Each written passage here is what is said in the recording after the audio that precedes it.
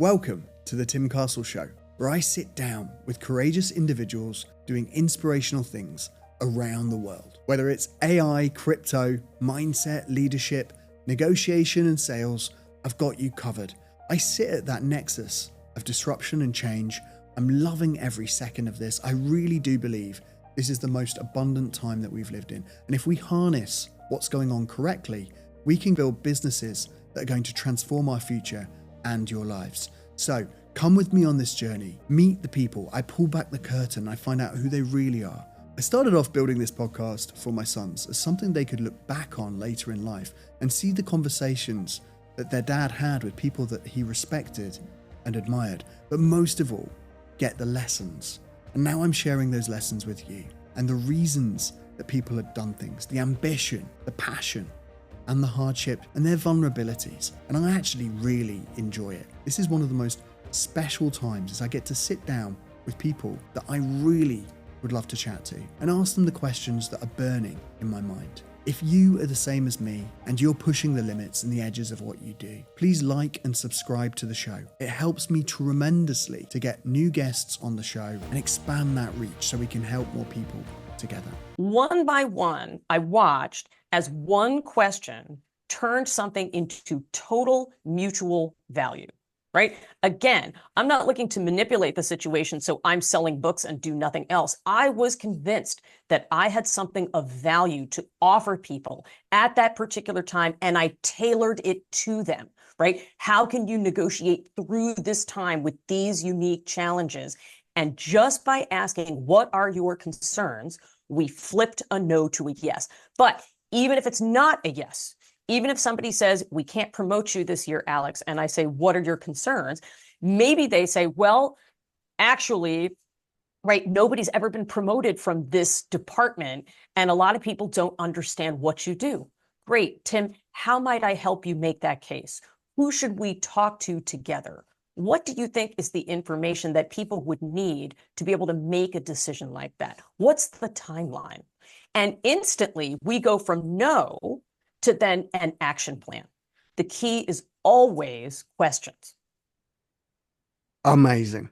Amazing. Like, that's it. I think everybody listening needs to go out and ask for more and get your book, because it just is the philosophy that you've outlined. Like, questions are negotiation, questions open up the conversation, questions get you to the answer. Like, that part around asking, like, what's holding you back? Like, what's concerning to you? Like, that's anything along those lines to get people to just talk, to articulate, to go down the rabbit hole.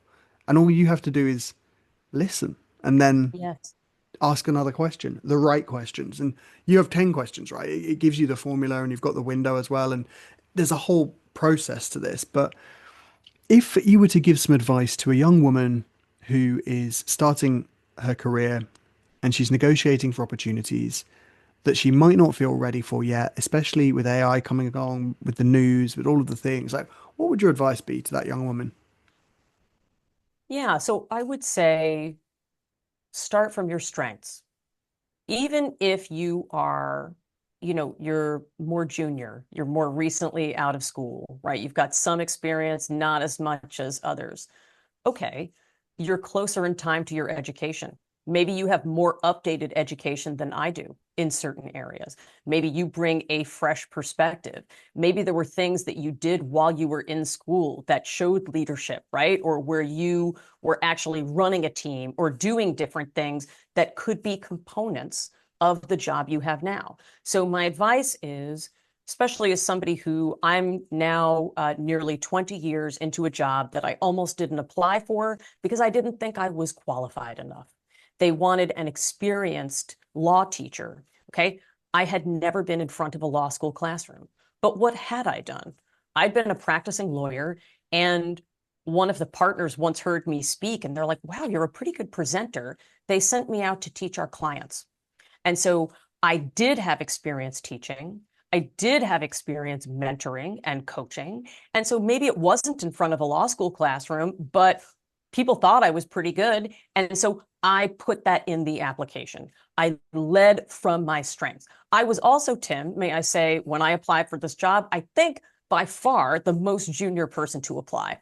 When I went into the interview room, a guy who's about 15 years older than I am came out, and I thought to myself, oh God, well, I have no shot. I'll just go in and give it my best. I didn't pretend I had experience, but what I did say is I went in and I was like, look, okay, if you want the most senior person in the pool, I'm not that. But if you want somebody who's closer to the student experience, who remembers what it was like to be in that classroom, and if you want somebody with the energy and the vision to be the face of this program for the next 30 years and beyond, then I would be your person.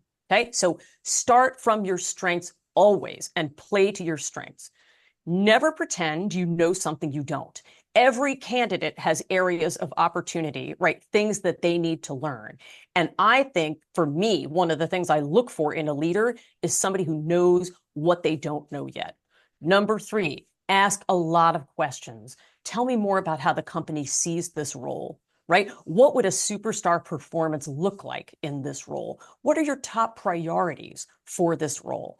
The more information you have, the more you can pitch yourself in such a way that you are going to bring value. Last thing I want you to know, you don't need to know everything to be fantastic in that role. I speak to women all the time, even senior women who get put into positions. This one woman was a fantastic lawyer. All of a sudden, they're like, we want you to run the whole UK.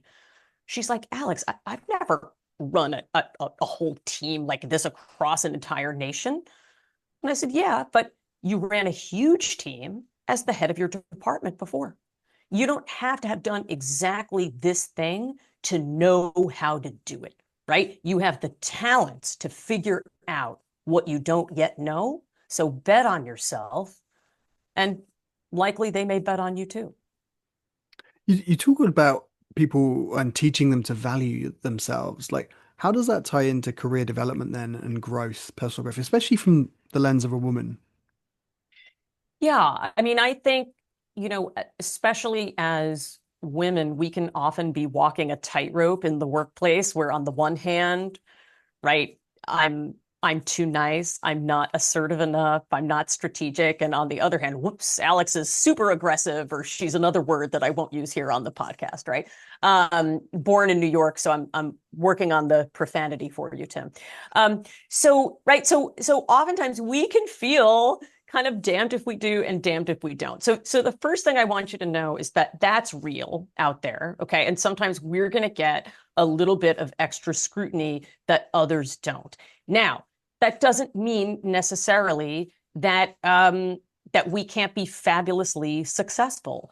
Once again, I think if you lean into the best of what makes you great, okay, and you simultaneously work on creating value for others, right? I call it the we, right? Here's what I'm working on, and here's how we are all going to benefit.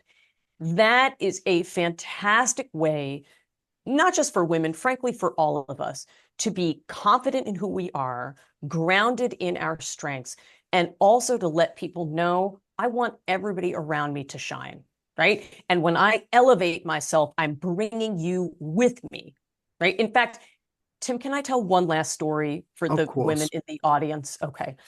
I want you guys to know, all of you, that, you know, despite the fact that I wrote a book called Ask for More, I didn't always feel confident using the full power of my negotiation skills for myself. I used to be much more comfortable advocating for others, like my clients or my colleagues or family or friends. But the first time I ever negotiated for myself, I got a really good offer. I almost accepted it, but I didn't. I said, I'm going to run my numbers. I'll call you back. I called a senior woman and I asked her what I should do. And she was like, Alex, I'm going to tell you what to do. Here's where the title of the book comes. You're going to get back in there and you're going to ask for more. And here's why. When you teach someone how to value you, you are teaching them how to value all of us. So if you're not going to go in and do it for yourself, I want you to do it for the woman who is coming after you. Do it for the sisterhood. And so to the women out there, know that when you negotiate, and you're going to do it in a confident and collaborative way, okay, You are showing that person what you're going to be like as a negotiator for them, right? So you're showing them your negotiation prowess, but you are also normalizing what it means to stand in your value. And you're going to make it easier for the next person and build a bigger table for the women who are coming after you. Yeah, absolutely. If they're hacking their way through it and avoiding doing the work. So where are people going wrong then when they're is it just that they think about it as a shortcut, or they think that they've upskilled in AI and then they're just applying whatever the AI says, or is it their questioning style, their prompting style? Like where would you point them? Well, let's take a step back, just like we talked about before we started the show, Tim. I think a lot of people, I don't want to offend anybody, but I think a lot of people are unconsciously incompetent in the science of negotiation. I actually think a lot of people, now obviously I meet a lot of great negotiators. Let me just point that out before anything else. But I think a lot of people actually don't know what they don't know. They're not really aware of what they need to do. There was an interesting study in the US released recently that 55% of professional legal professionals have never ever received any formal training in negotiation. And to be honest, and I apologize for my language, but that scared the crap out of me that you have that many people involved in negotiation every single day and have never received any formal training. Because it's not something that you do automatically. There's always this debate in the world of negotiation. Is it art or science? I think it's both. But if it was just purely art, you could be born into being a great negotiator. I don't think that ever happened. I mean, I think I'm a pretty good negotiator today, but when I started out, I was horrible. I had no idea what to do.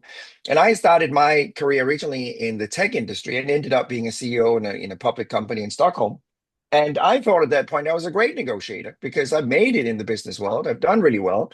And then I met a really cool negotiator who became my mentor. And in 2 hours, he made me realize that I was unconsciously incompetent because, as I said earlier, I had no idea what I was doing. I was doing something every day, but I was doing it wrong. And sometimes, Tim, it's kind of funny. People come to me and say, I don't know if you can teach me anything because I have 23 years of experience in negotiation. And that's probably true.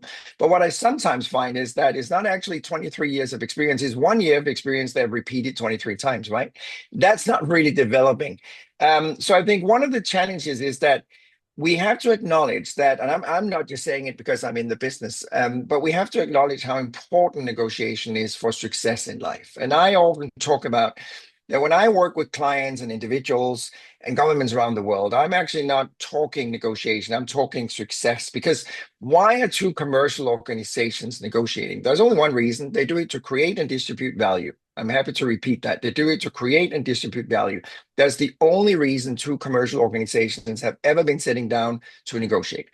And in order to understand that, we also need to understand that we need the toolbox, we need the education, we need the background to do that properly. And I think one of the worst nightmare, you probably experienced the same, Tim. One of the worst nightmare is meeting a counterpart who are unskilled, uneducated, and haven't got an idea on how to negotiate.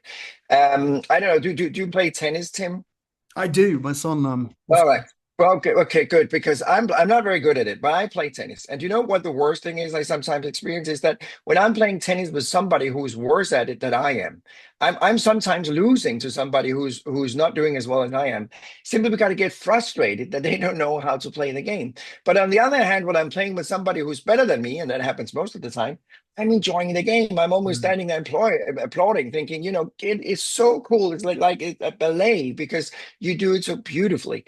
And the same thing happened in the world of negotiation. When you meet somebody who haven't got a clue on what they're doing, it's horrible. And unfortunately, there's a lot of negotiators out there negotiating for millions of dollars that really don't know what they're doing. And to me, that's scary every single day that organizations are sending people out that don't know what they're doing. I think that's a really important point you made. And when you started this conversation, you talked around an organization not having maybe a negotiation strategy, or just even thinking through how are we going to negotiate and then negotiate the negotiation. So it's like you say, you're frustrated because you're dealing with someone that doesn't even understand what the game, yet they're on the board.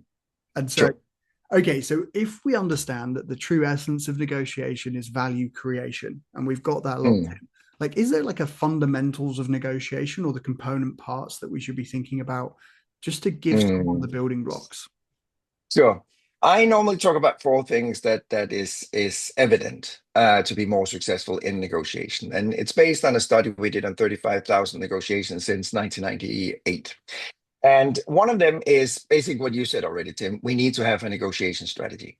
And I like to tease people. So, when I step into a new client, a new organization, I often start asking them, could I please see your official negotiation strategy? And most organizations are very quiet then. And then a lot of them goes, because they don't have one. They have a communication strategy, they have a go-to-market strategy, they have a research and development strategy, they have a budget for the next 12 months, they have a lot of stuff, but they don't have a negotiation strategy. And I'm sure we don't have time on this show to talk about it in detail, but I can just say very briefly, we need to have a negotiation strategy in our organization. Second thing I discovered is trust. And I actually did my doctorate on trust in negotiation combined with AI. And one of the things I wanted to research and try to prove is that trust is a monetary value. I think we can all agree trust is a nice thing to have. But I wanted to take it a step further and prove that trust is not just a nice thing to have, it's actually a commodity. We can measure the value of trust. And I succeeded doing that. So we actually found that in high trust negotiation, where people really trust each other, they managed to create up to 34% more value than in negotiation where trust is very low. So to me, and that was kind of my ambition from the beginning, is to prove that trust is something that create value. And think about it this way. When you have a high level of trust in any kind of negotiation, the transaction cost goes down and profit goes up. But on the other hand, if trust is low, transaction cost will go up and profit will decline. And unfortunately, Tim, trust has basically been declining in the Western world in the last 20 to 30 years. So we have less trust today than we did 30 years ago, which is a challenge because obviously that just decline and reduces the opportunity to be more profitable. So I call that trust currency. I just merged the two words, trust and currency, because it's a monetary value. So that was the second one. The third one is what I call role of engagement, because and I know this sounds weird to a lot of people, but we have to negotiate on how to negotiate before we start negotiating. And think about it this way. You may perceive negotiation like playing chess. I may perceive negotiation like playing tennis. So if you and I meet up, then we start playing two different games, right? It's going to look awkward and ridiculous. You're sitting there moving the chess pieces around and I'm throwing my racket around in the air. And that's how a lot of people negotiate. And I'm not blaming anybody because we just perceive negotiation differently. So we have to agree, Tim, are we playing chess, poker, tennis? What game are we playing before we get started? And the fourth and the final one, and then I'll stop talking, is the concept of negoeconomics, which is just short for negotiation economics. And that's an award-winning mathematical model I created that documented that up to 42% of the values in a negotiation often disappears. And it's not rocket science, it's very simple, really, because it's the asymmetric value between you and I. So what is your difference in cost of capital, delivery time, warranty, installation, warehousing, what have you? And the one that carries the lowest cost should obviously take on the burden, and we share the difference between the two of us. And what is wonderful, if I just should connect all this to AI, is that AI is the perfect tool to help us address a lot of these issues. So the four things I just mentioned that clearly shows the organizations that are more successful than others, AI can support us on all four of them very efficiently. This is awesome. I mean, there's so many bits there that I could dive into. And I love the trust building piece because I do think, yes, you're right. We are in a trust deficit here and it has been declining. And that is almost like your single biggest opportunity or competitive advantage right now. If you were to double down on just understanding the fundamentals of that and combine that with what you're teaching, which is get a negotiation strategy, just thinking about, like, I just obviously knowing working in sales, working with big organizations, like how much money they invest in a go-to-market strategy. Yet to your point, if we had trust as a component, we could add 34% growth to every deal. That's the year done. If we were getting year on year compounding 34% growth, plus what you talked about in nego economics, getting 42% value, like there's just so much value on the table that people don't realize is there. But to kind of push this in a new direction. So there's four pillars and AI has now come along. Like where does the human, like what should someone be doing if they were to leverage those four pillars combined with AI right now? Yeah, that's a wonderful question, Tim. I would say first and foremost, before doing anything else, again, we have to take a step back and then figure out how do we as an organization want to negotiate. And when we talk the world of negotiation, as we know, we typically divide it into positional negotiations, zero sum, I win at your expense, or you win at my expense, or collaborative negotiations where we try and work together and create the value. Um, so what I'm talking about generally is creating a matrix that basically defines how do we want to negotiate with our counterpart. So if you look at a matrix where we have a vertical and a horizontal line, the horizontal line shows how important the counterpart is to us, and the vertical line shows how important we are to the counterpart. Obviously, if you're going to negotiate with a counterpart, let's assume that you and I are negotiating, Tim, and I value you very important, and you value me very important as well. Obviously, we go to the top right corner on this matrix, right? So if both of us consider each other very important, it's obvious we have to go into a very collaborative negotiation. Not doing that would be utterly stupid and unintelligent. On the other hand, if we are in a commodity market, you're not really important to me because there's thousands of customers out there. The same thing goes the opposite way around, so you're not important to me, I'm not important to you. So we are in the bottom left corner. Then obviously, why would we waste time going into collaboration when it's a commodity? We might want to use purposely positional negotiation. So I'm not the one preaching that we should always do collaborative negotiation, but what I often see, Tim, is that negotiators accidentally stumble into a conference room, and then they accidentally end up in a strategy of positional or more collaborative negotiation. Not a purpose choice, it just happens based on the mood or the counterpart's reaction, or did they get a fine on the freeway on the way to the meeting, or what have you. So before we do anything else, you as an organization have to define how do we want to negotiate. The second thing you have to do before doing anything else is actually looking at your variables. Let me explain. A variable is anything that is negotiable in your organizations. That could be delivery time, warranty, installation, efficiency level, what have you. What I often find, Tim, is that most organizations are negotiating on too few variables. It's the usual suspect that they are negotiating on: the price, delivery time, what have you. And I can see throughout all my work with clients worldwide that a lot of the value lies outside that typical list of the usual variables that they are negotiating on. So the thing you have to do is actually being creative and develop that list of variables, and might even want to develop that with your counterpart before you do anything else. And then you have to quantify the variable. So you need to know the cost and the benefit of one. Let me give you a quick example. I was sitting with a procurement officer the other week, and he said to me, I'm thinking about demanding from our suppliers that we should expand the line of credit from 30 days to 90 days. And I said, well, that might be a good idea.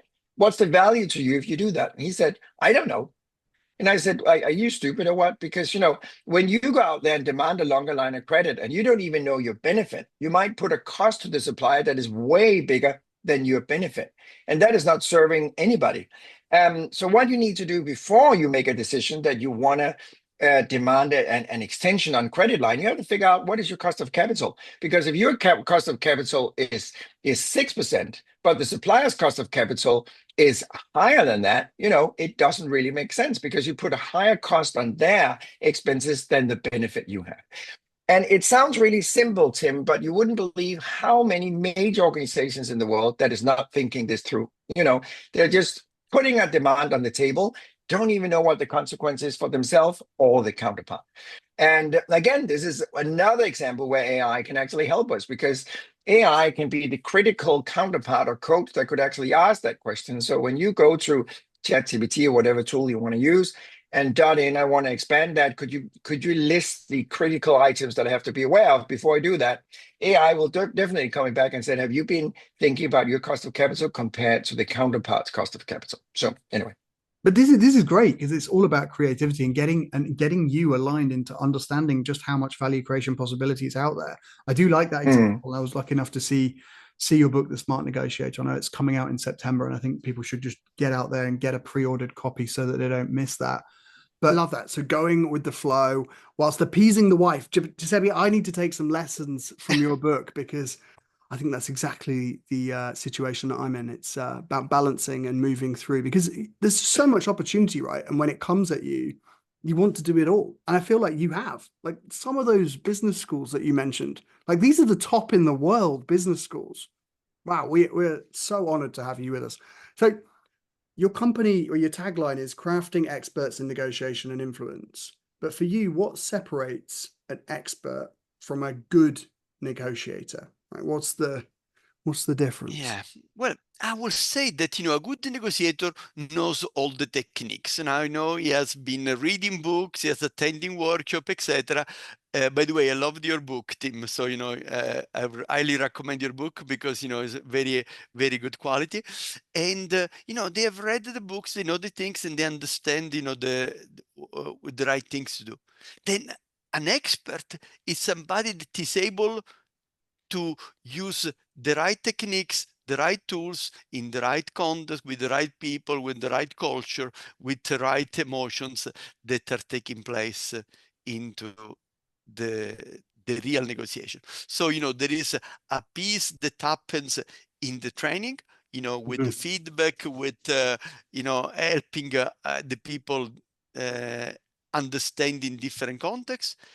And then there is also an element, a journey that the expert negotiation, takes on their own when they take the habits of reflecting on their own experience and understanding what's happening, what didn't happen. So, it is an ongoing journey.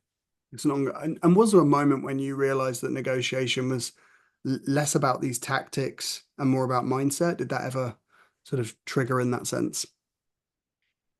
Well, it's interesting that you talk about mindset because actually, the first chapter of my book, Negotiation plus Influence equals Success, that was published in September, is really about, the changing mindset. And I see so many negative stereotypes about negotiation and influencing, people looking at it, oh, it's only about compromise. So maybe, it's just win-lose, try to the fixed pie mindset. I have to try to grab the biggest part for myself. Even worse for influencing, because in a number of languages, French and German, for instance, there is a confusion between influence and manipulation. So when you talk about influence, people immediately say, no, no, no. Do you want to come to my influencing workshop? No, no, I don't do those things, right? So there are a number of negative association with negotiation and influence. Now, the beauty is that, if you approach negotiation and influencing with the right mindset, then it actually helps you to build better relationships. In fact, I am so lucky in my life that I have a great relationship with my daughter, with my sister, with my team members. So, to some extent, the soft skills that I developed in my job help me to get along very well with the people around me.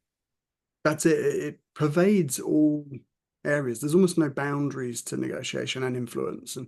But that's a really good point, actually. I hadn't really considered that influence could be perceived negatively in different languages across cultures because of what it means to the other person and what that skill set would be doing. Exactly, because the techniques are the same, right? What changes is the intent, right? I'm not in manipulation. Of course, I'm trying to get you to do something which is good for me and bad for you. While, in influencing, we are trying to get somebody to do something which is good for them, good for us, good for the company, right? It's a mutual process of influencing, and we are going to continue to work together to make it work effectively, right? So, the techniques are there, but the way you use that, the mindset that you have makes the difference. That's a really important point, Giuseppe. Like, you've literally hit the nail on the head. The part there is, and for those that missed it, was it's intent, right? It's your intention. If your intention is to take or to trick, that's manipulation. If it's to give and to serve and to create value, right, we've got influence on our hands. I like the book because everyone should run out and buy a copy of the book, Negotiation plus Influence equals Success. Definitely go out and get this book because negotiation, super important, influence, super important. And given your top record, like you've got a massive record of top business schools there, I'm sure there's a lot of misconceptions that are there when you're talking to students about negotiation when they come through the door to begin. Is that what you wanted to address with the book? Was there, like, what are students thinking about negotiation when they're coming into Giuseppe Conti's class on negotiation? Well, the one thing that I see is that there is very often a win-lose mindset. a willingness to claim value, especially when they do rated role play, right? I do the role play, and then, part of the evaluation, there are different elements. When you do your MBA or an executive MBA, there are different elements which are part of the evaluation. And, one of them may be a rated role play or two role plays where people, get marks on how they negotiate. And especially in those kind of situation, then the focus is, okay, I have to win and the other party lose. Even if the evaluation may be a forced ranking where you are comparing, let's say, all the salespeople and all the buyers. So you're not really competing with your person opposite. You are competing with the other person that have the same role, but somehow, there is this bias which we inherited over many years, that negotiation is about, trying to get the bigger part of the pie. And this prevents from enlarging the pie, and there are a number of opportunities which are missed on the way. Wow, that's cool. I say, even though you might be teaching or haven't started teaching your class yet, that's the first bias you see. People are there going, I want this to be a distributive negotiation. I'm not going to make this collaborative gesture. I'm not going to, I don't know, get reciprocity going or try to expand this pie. That's great. So you see that playing out in your business school classes? Yeah, exactly. Wow. So what are the core tenets of influence in your mind when it comes to influence? Well, the core ones, I will start with look at the deal from the perspective of the other party. I think, that's a good starting point, trying to put yourself in the other person's shoes and try to see what is important to them. Another classic is probably preparation, right? We heard it many times, but let's say if you're looking for the core tenets, I will say preparation should be there. And maybe, if I may, another one goes back to an old classic, since we talked about successful books like yours, then going back to the 7 habits of highly effective people, seek first to understand, then to be understood.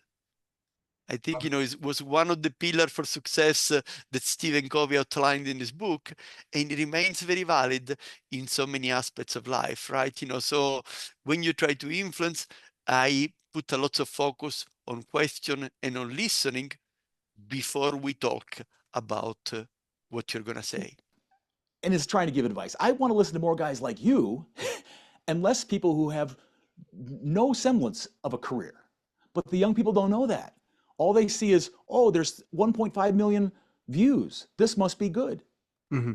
Which is gained as well. And then they end up copying tactics and strategies that are for short-termism that don't actually work, that backfire, but it's too late at that point. Keep to fail, and then they probably tap out on negotiation. And they're missing this meta skill that even we'll get into AI in a minute, but the fact that AI is coming is a good thing for people who want to learn how to influence and persuade in deal making right now. It's a beautiful opportunity to get into this. So what would be something that you would tell your younger self? I know you've highlighted some lessons just there in that last minute. Oh, what would I tell you? Not be a bully. Use that word. I'm gonna back you up. I was a bully when I had the leverage, and to pay attention to more people who already had a career, who were doing the things that I aspired to do one day. At a certain level. Yeah, there's famous advice that's out there, and a lot of it's really good still. And then there's advice that sounds really good, or it's it's particular to a situation. So I'm gonna throw something out there, and there's gonna be people who don't like, but you know what? Maybe this is our aha moment, that soundbite. So let me adjust my camera a little bit here. I'm gonna take some of this stuff off, and I'm gonna go through something because you'd ask some questions about this. I want to go through, if I pop over here, and I want to go through the difference between a crisis negotiator and a business negotiation. And there's techniques that are very effective in one and that can actually hurt you in the other. So for example, first of all, let me say this. If somebody's on a bridge at 3 a.m. I don't want that phone call. I'm not emotionally equipped. I know the tools and techniques. I've read all the books. I've seen the movies. I've read, I've heard, listened to, and I don't want that pressure. I mean, for me, pressure is there another zero on the deal? No big deal. It's just a zero. It's dollars and cents. Don't ever fall in love with something that can't love you back. Crisis negotiators are negotiating when love is on the line, with someone's loved one. But the difference is this, or one of the differences is this. First of all, they're working with somebody who is, let me turn some of these off here. The person on the bridge at 3 a.m., they're irrational, right? They're mentally, they are operating in an irrational state. Their hormones are going, the biology is going. I know in negotiations and business, people act irrationally, and all decisions have some level of emotion to them. But on the chart, on the bell curve, people on the bridge are highly emotional, irrational. Second thing, that person on the bridge, they're a novice. You've probably negotiated 1,000 deals, hundreds at least. Person on the bridge, they haven't negotiated before. So a tactic that would work on them, you would see as laughable. Like, really? You're bringing that stuff to my door? Come on. So the next one they have is the relationship. A crisis negotiator has one job: get the person to safety. That's it. They're not exchanging Christmas cards, right? We're not going to be buddies for the long term. I have to get you to a safe space. Therefore, I can use tools and techniques that are manipulative, because my job is just safety. It's not about the quarterly business review that we're going to meet next time. And I don't want to poke fun at, but the obvious one is I'll talk in my late night radio DJ voice. Now, if I'm a purchasing guy, let's go back to the real world, Tim. You're in sales. I'm in purchasing. I've seen your competition, so I've probably seen at least 2, maybe up to 5 people who do the exact same thing that your products and services do. I've seen them all this week, and all, or the other 4 come in with, "Hi, Mike, how are you today?" Or, "Mike, it seems like the budget is an issue for you." Now, the third time I see that, I go, "Oh, you're labeling and you're using late night radio DJ voice." Now the risk is this: you are being disingenuous. You're doing the same. You think it's me and you that are negotiating, and I only see you because you only see me. I've seen your competition. I've seen it. And if it's not your competition, I've seen it on the other 3 RFPs that I'm working on my desk. I've seen those salespeople, because you all read the same books. And then you all think you can trick the buyer by using these techniques that worked in a crisis. That in business, it's like, guys, I've seen this before. Don't stop it, please. So now you've hurt the relationship because my assumption is you're trying to trick me. The word trick is Right. important there. Like, that's, you said it, you hit it, that tricking. Right? So as soon as you try, now I'm not saying that people don't slow down and people don't lower their voice. Don't hear something I'm not saying. People do that naturally and in the right moment, the right time. And you could make the argument the really good tricksters can fake the right time in the right moment. But what I'm saying is, if you use these tools and techniques all the time, we buyers, we figured it out. We're not dumb. So the next one I want to point out is crisis negotiator can't lose. The book, right? Never split the difference. You can't lose. You bring home an arm, it's a bad day for everybody. True. In business, I'm going to make the argument that too many deals happen that shouldn't happen. Salespeople give away everything to win the order. Then they go back to their team and they go, "Hey, we won." And finance goes, "We can't make any money on this."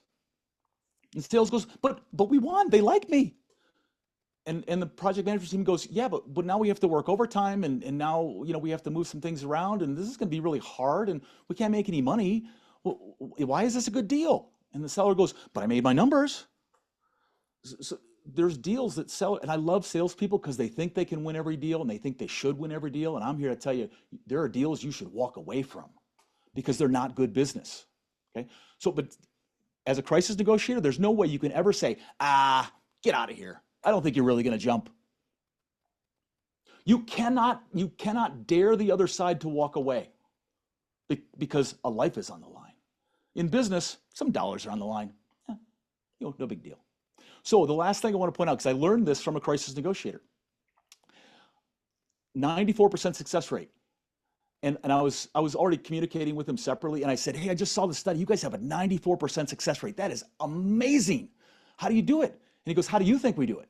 And I said, well, I think you train a lot, you practice, you have very disciplined techniques, all the things a negotiator should have, but you guys do it for a living, for a job. And he said, nope, you're wrong. And I said, well, why is it? And he said, well, we have a 94% success rate because when the person calls us, it's a question of time. They've already decided they want help. If they were going to end it, they wouldn't have called. So once they call, we just have to be patient and wait and listen and not screw it up. Sure. But they will eventually talk themselves into a more rational place. So anyway, that was, the difference between the crisis and the business is so important. And I get in trouble because the crisis people don't like me saying that. And I'm like, I'm telling you guys, you're the best in the world. And I'm telling you guys what you do is really important. But please listen when I tell you, you are risking relationships when you tell people, do this thing and you'll close every deal. Now, you may sell them books. Good for you. You won in the short term. But in the long term, you're hurting people's career, or potentially. Massively. And I applaud you for pointing it out. And I think when you point out that, B2B negotiations versus all those 5 steps, right? The call's been made. The person mentally, subconsciously, it's a cry for help. And at the same time, you could screw it up. It could 6% go wrong, but 94%, if you don't do it and you're good at what you do, you will achieve the goal. Versus a B2B negotiation, which it's not short term. There's a long-term play there. There's every single one of those points that you shouldn't. And the biggest part is that I think, again, I want to amplify and make sure people catch on, is that you're sitting there as the procurement guy or the person with the decision, just the decision-making power. And you've seen what's been submitted, and you've got 4 copycats and then 1 differentiated person that's actually thought about your business, understands how to solve your problems, and is one. That's the person I want to talk to. Right. Here's what I learned: to have relationships with not the yes people. So if the salespeople on this call can pick up one lesson, it's this: don't say yes all the time.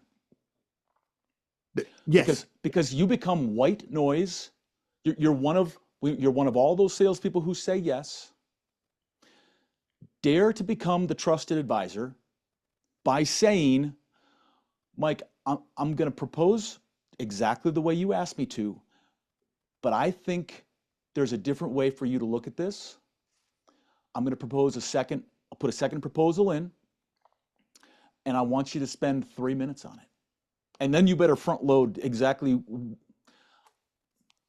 What I learned to do in purchasing was to tell salespeople, if you were in my job, what would you do differently? And then listen to what the salespeople had to say. And there's multiple ways of saying that. One way is, what are we doing that's stupid? You can say that to purchasing people. Should say that to salespeople. Or if you don't want to say stupid, what are we doing? I'm sorry. What are your best accounts doing that's different than us? That's cool. Why are they different? If you were in my role, how would you change things? If you could approach it with that mindset, figure out your own language, but be the salesperson who's willing to say, I don't think this is the best way for you to do it. In a kind, courteous way, not being rude or disrespectful. I think that's a differentiator for salespeople that could really make a difference to the relationship and to long-term, both revenue and margin, which should be important metrics for every salesperson on the planet. I'm going to give you the EQ power plays. These are 7 moves to master negotiations under pressure, even on Zoom. Number 1, the 30-second emotional check-in. This means that you take 30 seconds to check in with your state. I want you to name that state, and I want you to set an intention. i.e., this negotiation, I'm going to be calm, composed, even under pressure. I'm going to not react. I'm going to take 10 seconds to pause. And this helps you prevent making concessions. When we're speaking from emotion and we're in that state of survival, we ramble on, we talk, we oversell, and the brain switches off. It's that reptilian brain that takes over, and we're in that state of panic. And so whatever's coming to mind, we haven't logically thought through. Whereas when you take that 30-second emotional pause and you're able to compose yourself, you set the intention, you understand before going into the negotiation how you will show up in every situation, no matter what the other side is behaving like or what they're throwing at you. It may feel like you've been boxed in, like there's nowhere to go, like they've made an ultimatum, like you need to respond. That's where you take a breath. Remember your intention. I'm going to be calm, composed, confident. I have options. That's where your BATNA comes in. Your flexibility, your collaboration, your skills of persuasion and influence. You can take that negotiation in any direction you want, but it's the pause, the emotional check-in before you go in to that negotiation, and then the pause before you respond so that you don't concede to their requests just because of emotion, right? Just because of threat, anger, panic, stress, anxiety, worry, not knowing what to say. Don't let any of that get in the way. Take your time, pause, remember your intention. And that comes from having that 30-second emotional check-in. Move 2 is perspective taking. So there are 3 questions you can ask to understand the other side so that you can negotiate trades. Remember, when we make concessions, we want to trade. We don't just give up something without getting something in return. The 3 questions are, what do they need? What do they fear? And what is the alternative? When you probe with intention and you ask these 3 questions, you start to uncover and you start to create an opportunity for trades to be made because you're getting more information that's specific to their needs, their fears, and their alternatives. And this isn't always explicit, right? You don't always have to ask these questions directly to them, but you want to be uncovering information that answers these questions in your mind. So you can start to understand, right, well, do they need to move with urgency? What happens if they don't do this deal? What happens if we can't find a way forward? What are the alternatives that they have on their side that they could put into play?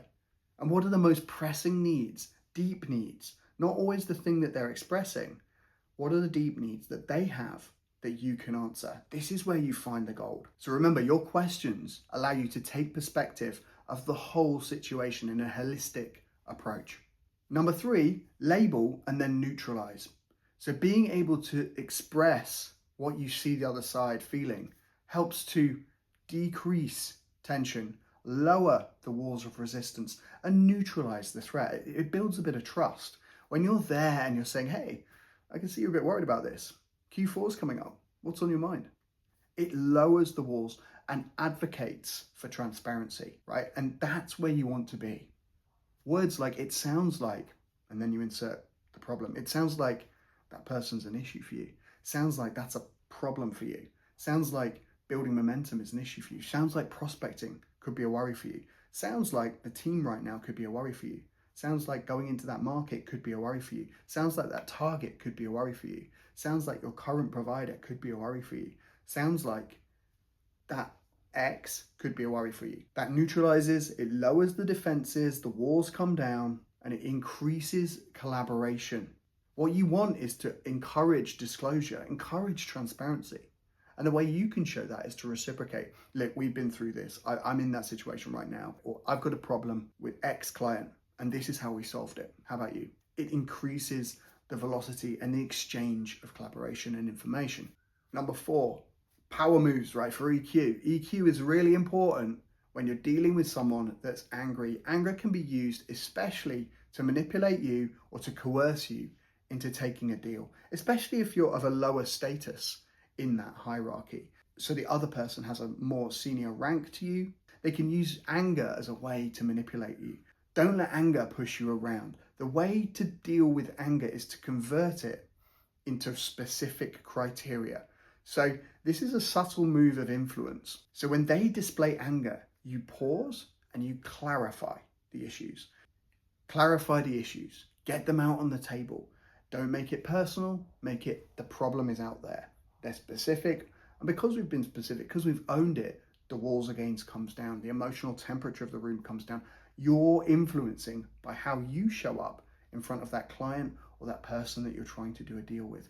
They will see that that threat of anger hasn't rocked you, hasn't made you concede.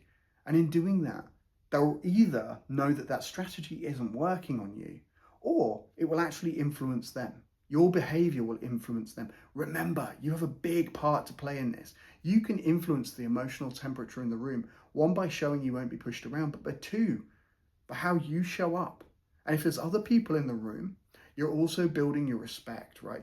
How you show up when a client doesn't do what you want has a massive implication on your reputation. How you show up when you get rejected, it says everything.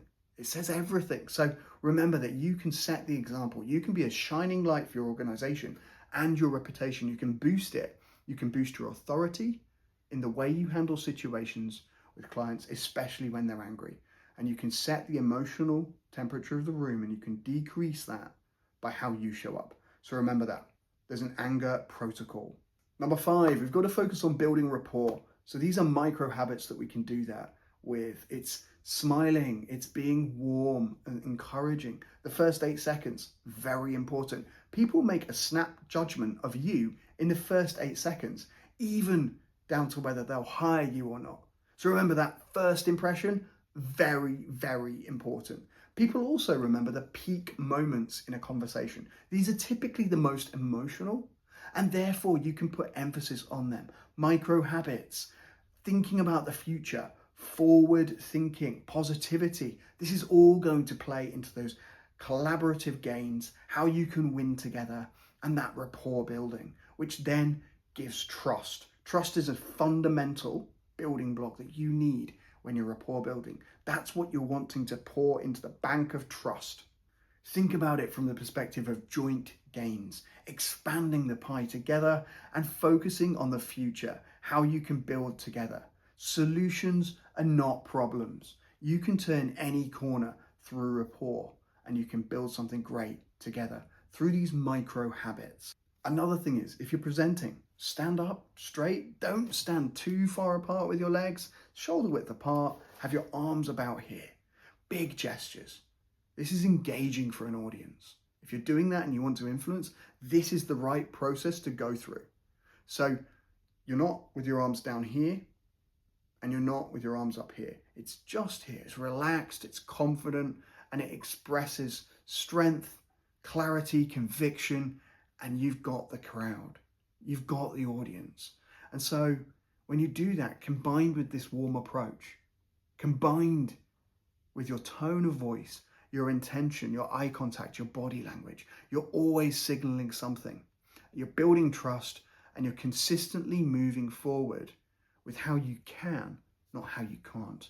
Those joint gains become incredibly important. Number 6, especially on Zoom. Now, I said we were going to talk about this. You've got to channel match. So if you're talking about highly sensitive data and you're not in person, definitely do that over Zoom. You want to be with video on. You want to be seeing the other person. Don't do that over text. Don't do that asynchronously. Exchange that information over Zoom on a video call, and make sure you're both in a quiet environment where you can be focused and not be disturbed. Get as much context. It's really important that you do that way you're not in a taxi, you're not just walking. Be focused and present, especially when it's highly sensitive information. It again goes to building trust. If it's just the exchange of data, you can do that on the fly. That can be over WhatsApp and email and text and call.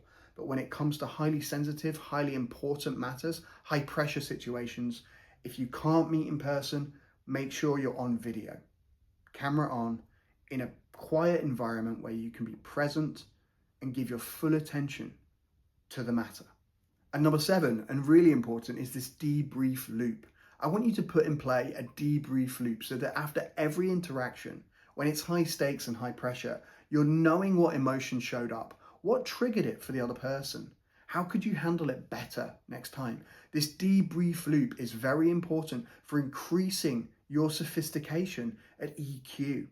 You're building this skill of emotional intelligence, Really important, have that review process going. What did you notice? How could you handle it differently next time? What triggered that emotion in them? How did you handle it when they were angry, tense, worried, stressed, anxious, concerned, frustrated, not understanding? A lot of the time you might get objections. How did you handle their objections? How did you show up in the room with your team when someone said the wrong thing? How did you carefully guide the conversation back on track? Or when there was a short amount of time to get a lot of information that's complex conveyed? Did you panic? Did you break under the stress? What could you do better next time? Really important, get that debrief loop in. So for summary, we have 7 power moves that you can do to boost your EQ. And here they are. Number 1, the 30-second emotional check-in. Name your state and set your intention. Number 2, perspective take in 3 questions. What do they need? What do they fear? And what is the alternative? Label and neutralize. This comes down to the emotion. You look worried. What's on your mind? Number 4, anger protocol. If anger is shown, pause and clarify issues. Get the specifics. Number 5, rapport habits. Focus on trust building, future gains, joint wins. It's those small warm gestures that matter the most. The first 8 seconds is absolutely crucial to your first impression. Number 6, channel match. When it's important, get on video. When it's less important and just an exchange of information, do it on text, do it on email. And finally, number 7 is create a debrief loop for yourself. To master negotiations, you need to know what emotion came up and what triggered it. This will help you build EQ after you do the reps. So you get the reps in and then you review. And they are the 7 moves you can do to master negotiations under pressure, even on Zoom.